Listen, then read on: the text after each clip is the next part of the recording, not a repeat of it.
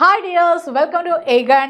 നമുക്ക് എക്സാമിന് നമ്മുടെ ടെക്സ്റ്റ് ബുക്കിലെ ക്വസ്റ്റ്യൻ ആൻസേഴ്സ് പഠിക്കാതെ തന്നെ നമുക്ക് മാർക്ക് സ്കോർ ചെയ്യാൻ പറ്റിയ കുറച്ച് ക്വസ്റ്റ്യൻസ് ആണ് നമ്മൾ ഡിസ്കസ് ചെയ്യുന്നത്. അതും 8 മാർക്കിന് ചോദിക്കുന്ന ചോദ്യങ്ങളാണ്. നോക്കൂ, बढ़ती हुई गुर्दों की खराबी से बचने के लिए तैयार की गई दवा के प्रचार का एक विज्ञापन तैयार करें. അപ്പോൾ വർദ്ധിച്ചു വരുന്ന കിഡ്നി രോഗികൾക്ക് വേണ്ടിയിട്ട് അതിൽ നിന്ന് രക്ഷ നേടുവാനായിട്ട് ഉണ്ടാക്കിയ പ്രൊഡക്റ്റിൽ പുതിയൊരു പ്രൊഡക്റ്റ് മാർക്കറ്റിലേക്ക് ഇറക്കുന്ന ഒരു പ്രൊഡക്റ്റാണ്. അപ്പോൾ ഈ ഒരു ഗുളികയെക്കുറിച്ച്, ഈ ഒരു ടാബ്ലറ്റിൻ്റെ കുറിച്ച് വിജ്ഞാപനം തയ്യാറാക്കണം എന്ന് വെച്ചാൽ ഒരു പരസ്യം തയ്യാറാക്കുവാനാണ്. അപ്പോൾ ഇവിടെ നിങ്ങൾക്ക് എന്തൊക്കെ സൂചനകൾ നൽകിയിട്ടുണ്ട്? ദവാ കാ നാം ആം ജനതാ കെ ലിയെ ലാഭദായക്, അതും അവിടെ പ്രധാനമായി മെൻഷൻ ചെയ്യേണ്ട കാര്യമാണ്. മൂല്യം എന്തൊക്കെയാണ്? ആ ഗുളികയുടെ പേര്, പിന്നെ അത് കൂടാതെ ആം ജനതാക്ക, സാധാരണ ജനങ്ങൾക്കും അഫോർഡബിൾ ആയിട്ടുള്ള പ്രൈസാണ് എന്ന കാര്യം, അതിൻ്റെ മൂല്യം, അതിൻ്റെ വില, ഇതൊക്കെ നിങ്ങൾ എന്ത് ചെയ്യണം? ആ ഒരു പരസ്യത്തിൽ അടങ്ങിയിരിക്കണം.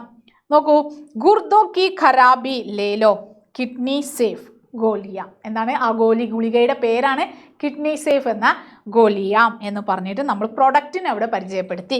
പിന്നീട് കം ദാം ജ്യാദ അസർദാർ, അല്ലെ, കൂടുതൽ ഗുണം, അല്ലെ, കം ദാം വില തുച്ഛം. 10 ഗോലിയാം സിർഫ് 20 रुपये में, 10 ഗുളികകൾ എത്ര? വെറും 20 രൂപയ്ക്ക്. P K medicine company Nayi Dilli. അപ്പോൾ മെഡിസിൻ കമ്പനിയുടെ പേര് വെച്ചു. ഇനി മെഡിസിന് പകരം വേറെ എന്തെങ്കിലും ആണെന്ന് വിചാരിക്കാം. ചിലപ്പോൾ ഒരു ഷാമ്പു ആയിരിക്കാം, അല്ലെങ്കിൽ ഒരു എണ്ണയായിരിക്കാം. ഇതിനൊക്കെ നിങ്ങൾക്ക് പേര് വെക്കാം. ഒരുപാട് പ്രൊഡക്റ്റുകൾ നമുക്കറിയാം, അതിൻ്റെയൊക്കെ ഒരു പേര് നിങ്ങൾക്ക് വെക്കാനും സാധിക്കും. സമ്പർക്ക് കരെ, കോണ്ടാക്ട് നമ്പറും കൊടുക്കാം. അപ്പോൾ ഇതൊക്കെ നിങ്ങൾക്ക് പഠിച്ചു വെക്കാം, അല്ലേ? എന്നിട്ട് നമ്പർ കൊടുക്കുന്നു. അപ്പം ഇനി വേറൊരു പ്രൊഡക്റ്റാണ് നിങ്ങൾക്ക് എക്സാമിന് വരുന്നത് എന്നുണ്ടെങ്കിലും നിങ്ങൾ ഇത്രയും കാര്യം ശ്രദ്ധിക്കണം. അതിൻ്റെ വില, അതെന്താണ് പ്രൊഡക്റ്റ് എന്ന് കൃത്യമായി എഴുതണം. ഇനി അത് അല്ലെങ്കിൽ നിങ്ങൾക്ക് ഇവിടെ വരയ്ക്കുകയും ചെയ്യാം. ഒരു ബോട്ടിലൊക്കെ വരയ്ക്കാം, അല്ലേ? അങ്ങനെ ഗുളികളുള്ള ഒരു ബോട്ടിലിനെ നമുക്കിവിടെ വെറുതെ പേരൊക്കെ എഴുതാം. അവിടെ ബോട്ടിലിൻ്റെ മുകളിലും നിങ്ങൾക്ക് പേര് എഴുതാം. അപ്പോൾ നിങ്ങളുടെ താല്പര്യം പോലെ, നിങ്ങൾക്ക് അറിയുന്ന കഴിവ് പോലെ എത്ര അതിനെ ആകർഷണീയമാക്കാൻ പറ്റുമോ അങ്ങനെ ചെയ്യാം. ഇനി വേറെ എന്ത് പ്രോഡക്റ്റ് ആണെങ്കിലും അതിന് പേര് കൊടുക്കണം, അതിൻ്റെ വില കൊടുക്കണം, അതിൻ്റെ ഉപയോഗത്തിൻ്റെ ഗുണം എന്തെങ്കിലും നിങ്ങൾക്ക് ഇതുപോലെ പോയിൻറ്റ്സ് ആയിട്ട് നൽകുന്നുണ്ടാവും. അത്തരം പോയിൻറ്റുകളൊക്കെ ഉപയോഗിച്ച് അത് എഴുതാനും പറ്റും. പിന്നെ അത് കൂടാതെ മറ്റൊരു ചോദ്യമാണ് जुलूस. നോക്കേ, मान ले आपके स्कूल का हिंदी क्लब हिंदी दिवस के अवसर पर, ഹിന്ദി ദിനത്തോടനുബന്ധിച്ച് ജുലൂസ് എന്ന നാട്യരൂപാന്തർ മഞ്ജീകരൻ കർണേക്ക് തയ്യാറി മേഹെ, അതിൽ സ്റ്റേജിൽ അവതരിപ്പിക്കാനുള്ള തയ്യാറെടുപ്പിലാണ്. ഉസ്കെ ലിയെ ഉചിത് പോസ്റ്റർ തയ്യാർ കരെ, അതിന് ഉചിതമായ പോസ്റ്റർ തയ്യാറാക്കാൻ. നമ്മളിത് ചെറിയ ക്ലാസ്സുകളിലേ നിങ്ങൾ പഠിച്ചു വന്നതാണ്. അപ്പോൾ ആദ്യം ആരുടെ നേതൃത്വത്തിലാണ് പരിപാടി? ഹിന്ദി ക്ലബിൻ്റെ നേതൃത്വത്തിൽ സ്കൂളിൻ്റെ പേര്, അല്ലേ, സ്കൂളിൻ്റെ പേരും സ്ഥലവും പ്രസ്തുത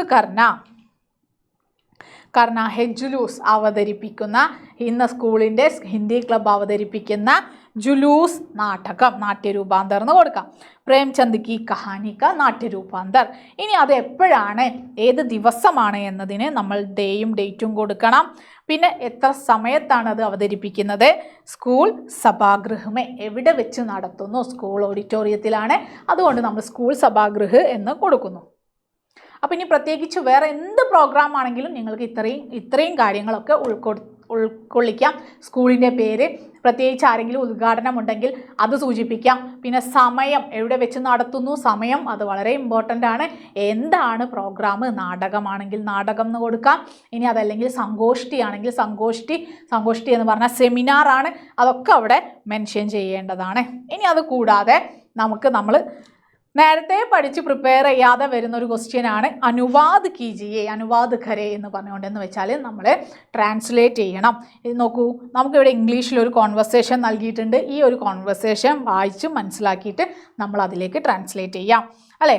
Suresh, hi Rakesh, I am going to Mumbai next week. Rakesh, what happened?